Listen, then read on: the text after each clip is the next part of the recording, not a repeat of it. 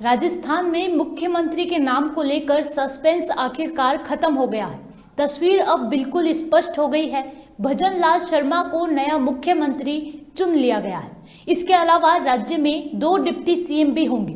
राजस्थान सरकार में दिया कुमारी और प्रेमचंद बेरवा को डिप्टी सीएम बनाया गया है। इसके अलावा अजमेर नॉर्थ से विधायक वासुदेव देवनानी को राजस्थान विधानसभा का स्पीकर बनाया गया है।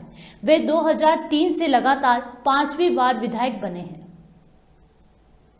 राजस्थान में चुनावी नतीजों के बाद 9 दिन बाद सीएम का नाम फाइनल हुआ है।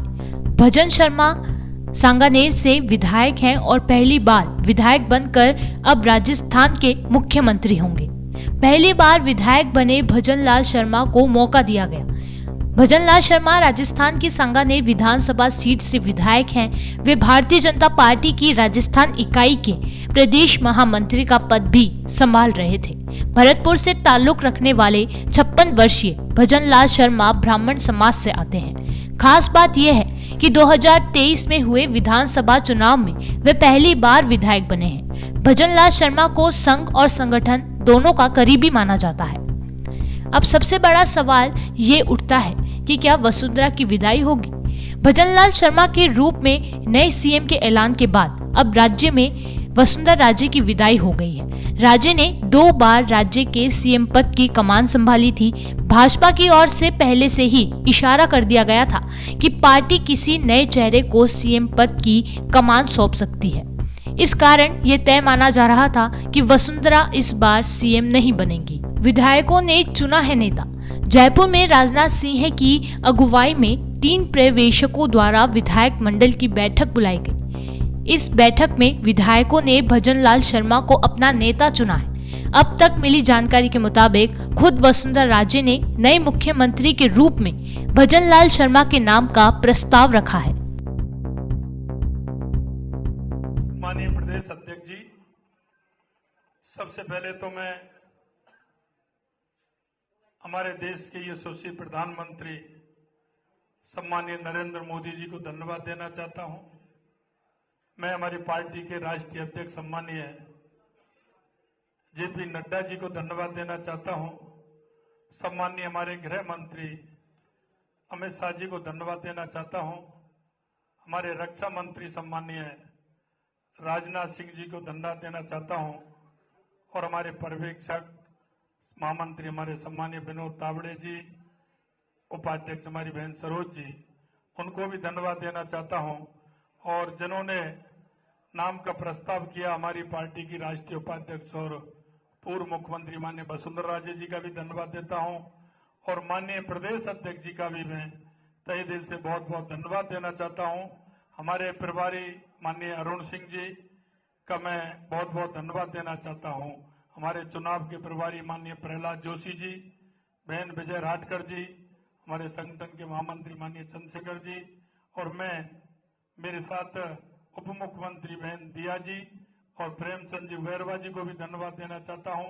और स्पीकर के रूप में जिनका लंबा अनुभव है ऐसे वासुदेव जी देवनानी जी का भी मैं बहुत बहुत धन्यवाद देना चाहता हूं। और मैं इतना विश्वास दिलाना चाहता हूं कि राजस्थान की ये जो टीम है, राजस्थान के जो सभी हमारे विधायक हैं, निश्चित रूप से जो राजस्थान की अपेक्षा है हमसे, भारतीय जनता पार्टी से, हम माननीय हमारे यशस्वी प्रधानमंत्री नरेंद्र मोदी जी के नेतृत्व में हम राजस्थान का पूरी तरह से सर्वांगीण विकास किसी भी क्षेत्र में हो निश्चित रूप से हम पूरा करेंगे। ये मैं आप सभी को विश्वास दिलाता हूं। आप सभी को बहुत बहुत धन्यवाद। सभी को नमस्कार। सादगी की बुरात। भजन लाल शर्मा कितने शिक्षित हैं वो भी हम आपको बताएंगे। राजस्थान के नए सीएम भजन लाल शर्मा की शिक्षा की बात करें तो चुनाव आयोग को दिए हलफनामे में उन्होंने अपनी शिक्षा पोस्ट ग्रेजुएशन बताया है। उप मुख्यमंत्री होंगे श्रीमती दिया सिंह और दूसरे श्री प्रेमचंद बेरवा। और इसके अलावा राज्य में 2 डिप्टी सीएम भी होंगे। राजस्थान सरकार में दिया कुमारी और प्रेमचंद बेरवा को डिप्टी सीएम बनाया गया है। इसके अलावा राजस्थान विधानसभा के लिए अजमेर नॉर्थ से विधायक बने वासुदेव देवनानी को स्पीकर बनाया गया है। बताते चलें कि सीएम बने भजन लाल शर्मा पहली बार विधायक बने हैं। वे 4 बार प्रदेश महामंत्री रहे हैं, आरएसएस और एबीवीपी से जुड़े रहे हैं। वे सांगानेर सीट से चुनाव जीते हैं। सांगानेर भाजपा का गढ़ है, ऐसे में भजन लाल शर्मा ने जीत दर्ज की। संगठन में उनकी महत्वपूर्ण भूमिका को देखते हुए उन्हें मुख्यमंत्री पद की बड़ी जिम्मेदारी दी गई है। इसके अलावा आइए जानते हैं 2 डिप्टी सीएम के बारे में। बात करेंगे सबसे पहले प्रेमचंद बेरवा की, जो कि कांग्रेस के धाकड़ नेता को उन्होंने हराया है। डिप्टी सीएम बने प्रेमचंद बेरवा जयपुर की दूदू विधानसभा सीट से विधायक बने हैं। 44 वर्षीय प्रेमचंद बेरवा ने इस बार कांग्रेस के धाकड़ नेता बाबूलाल नागर के खिलाफ बड़ी जीत दर्ज की है। और दूसरी ओर बात की जाए राजघराने से आती हैं दूसरी डिप्टी सीएम दिया कुमारी की, तो उन्होंने विद्याधर नगर विधानसभा सीट से प्रचंड जीत हासिल की। चुनाव आयोग द्वारा जारी आंकड़ों के मुताबिक दिया कुमारी को 1,58,516 वोट मिले हैं। बीजेपी ने इस साल दिया कुमारी पर भरोसा जताते हुए उन्हें जयपुर की विद्याधर नगर सीट से मैदान में उतारा था। और अब बात करते हैं अजमेर नॉर्थ से विधायक वासुदेव देवनानी की।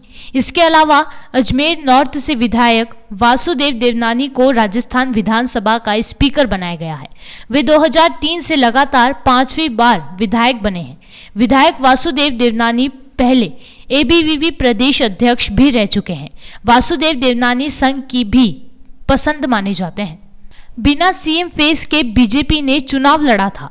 छत्तीसगढ़ और एमपी की तरह राजस्थान में भी बीजेपी ने बिना सीएम चेहरे के चुनाव लड़ा था।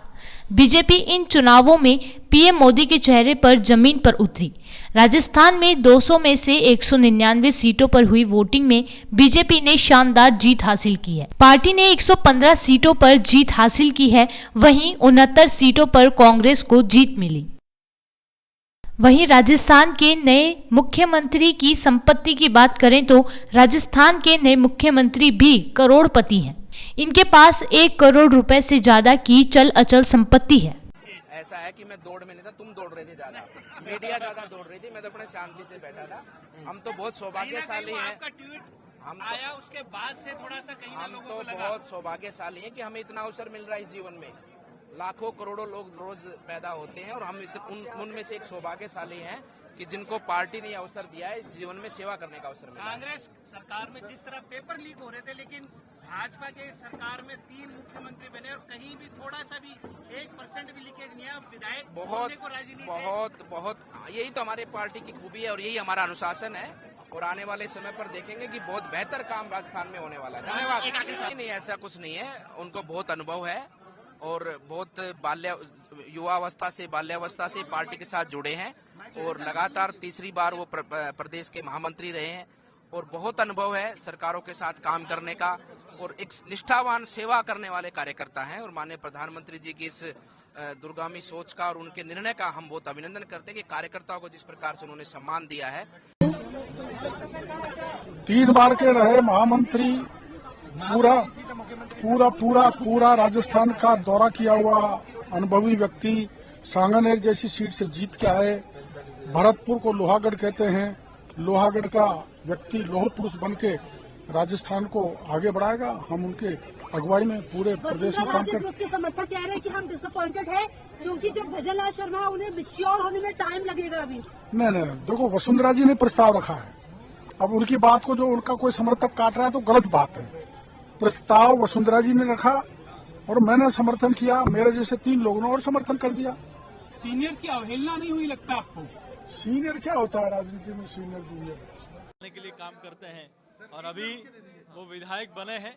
पार्टी ने उनके नाम को मुख्यमंत्री के रूप में और विधायक दल के नेता के रूप में नामित किया है। तो निश्चित रूप से कोई आश्चर्य वाली बात नहीं, वो लंबे समय से संगठन का और पार्टी का काम कर रहे हैं। संगठन का काम कर रहे हैं, यही एक बहुत बड़ी उनकी खासियत थी, इसी कारण से उनको चुना गया क्योंकि बीजेपी जो है वो संगठन के व्यक्तियों को आगे बढ़ाती है। देखिए, वो कई बार तो महीनों तक पार्टी के काम को लेकर अपने घर पर नहीं जा पाते थे।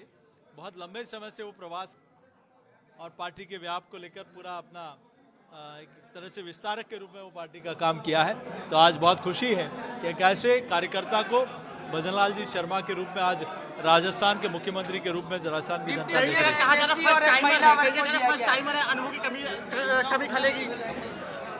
नहीं, ऐसा है कि वो संगठन का और अनेक दायित्वों पर उन्होंने निर्वह किया है। चुनावी पंचायत राज के चुनाव को काम करने का भी उनको अनुभव है, तो निश्चित रूप से इस काम में अच्छे प्रभावी काम करते हैं। पार्टी बहुत सोच समझ के निर्णय करती है और राजस्थान की भारतीय जनता पार्टी को एक मजबूत नेतृत्व मिला है। मैं माननीय प्रधानमंत्री मोदी जी को, हमारे सभी बड़े लीडर्स को धन्यवाद देता हूं। भजनलाल शर्मा जो सांगानेर से विधायक हैं, पहली बार विधायक चुनकर आए, उन्हें मुख्यमंत्री बनाया गया है और दिया कुमारी उप मुख्यमंत्री और एक और उप मुख्यमंत्री प्रेमचंद बैरवा जी, उनको बनाया गया है। देखिए, राहुल गांधी जी जब कर्नाटक जाकर 5 प्रण किए थे, वादा किए थे, 5 वादे कि हम अगर सत्ता पे आएंगे तो ये 5 वादे हम लागू करेंगे। मोदी जी और बीजेपी पार्टी सीख लिया उनसे। चुनाव शुरू होने का पहले छत्तीसगढ़, मध्य प्रदेश, राजस्थान जाकर चुनाव शुरू होने के पहले वादा देना शुरू कर दिए। जब राहुल गांधी जी कर्नाटक के लोगों को क्या क्या सुविधा मुहैया कांग्रेस सत्ता पे आने पे कराएंगे, ये कहते रहते थे, तो मोदी जी और बीजेपी पार्टी रेबड़ी करके शोर मचाते थे। लेकिन ये रेबड़ी जिसको मोदी जी कहते थे आरोप के तौर पर, वही मोदी जी तीनों राज्यों में जाकर बंटने लगे। तो मतलब राहुल जी जो कहते हैं उनका असर मोदी जी पे होते हैं। जब राहुल जी कास्ट सेंसस के बारे में कह चुके हैं, तो एक के बाद एक राज्यों में जो चीफ मिनिस्टर बनते हैं वो उसी समीकरण के मुताबिक बनते हैं, जहां कास्ट मतलब जातिगत समीकरण ठीक रहे। अगले दिन ये कह पाए, देखो मैं तो कास्ट समीकरण मान के ही सब कुछ करते हैं, मतलब फिर राहुल जी की आगाहों में मोदी जी चलने लगे। लेकिन बीजेपी तो नहीं, यही नहीं, 3 मध्य प्रदेश में ओबीसी को बना दिया, उधर वो तो मैं कह रहा हूँ कि कास्ट सेंसस के असर, ये कास्ट जातिगत जनगणना की जो मांग कांग्रेस पार्टी की तरफ से रखे गए थे राहुल गांधी जी के नेतृत्व में, ये उसका खास असर आप देख रहे हो। ये वो असर की झलक है। ये राजनीति जो है उसका सीख लेते हैं, वो उसका सीख लेकर काम कर रहे हैं। बिल्कुल वही तो कह रहा है। 2024 में फायदा मिलेगा। राहुल गांधी जी जो बात उठाते हैं, मोदी जी तुरंत वो बात को अपनाते हैं और लागू करने में लग जाते हैं।